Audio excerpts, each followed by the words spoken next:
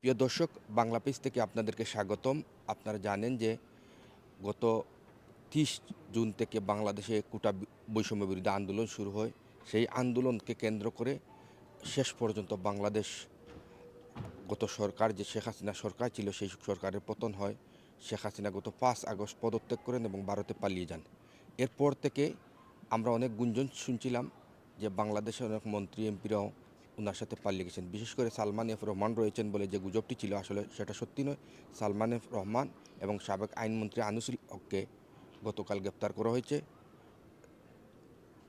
এছাড়া আজকে যেটা সংবাদ হচ্ছে, দ্বাদশ জাতীয় সংসদের স্পিকার শামসুল হক টুকু, তথ্য প্রযুক্তি প্রতিমন্ত্রী জুনায়েদ আহমেদ পলক এবং ছাত্রলীগের এক নেতাকে আত্মগোপনে থাকা অবস্থায় খিলগেট এলাকা থেকে গ্রেপ্তার করেছে পুলিশ।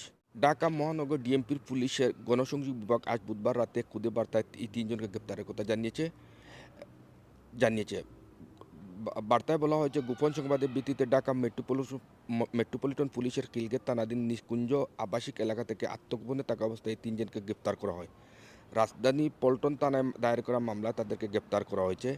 এর আগে গতকাল সন্ধ্যায় সাবেক আইনমন্ত্রী আনিসুল হক, সাবেক প্রধানমন্ত্রী শেখ হাসিনার বেসরকারি শিল্প বিনিয়োগ উপদেষ্টা সালমান এফ রহমানকে গ্রেপ্তারের কথা জানায় পুলিশ। তখন ডিএমপির একটি খুদে বার্তায় বলা হয়েছিল, নৌপথে পালিয়ে যাওয়ার সময় তাদেরকে সদরঘাট এলাকা থেকে গ্রেপ্তার করা হয়েছে।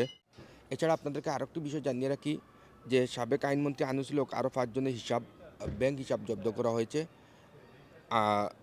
তালিকায় আরও রয়েছেন আওয়ামী লীগ নেতা সাবেক এমপি মির্জা আজম, জান্নাতারা হেনি, ফাহমি গুলদাজ, বাবলে সিটিজেন ব্যাংকের চেয়ারম্যান তৌফিক আফতাব সহ বেশ কয়েকজন রয়েছেন।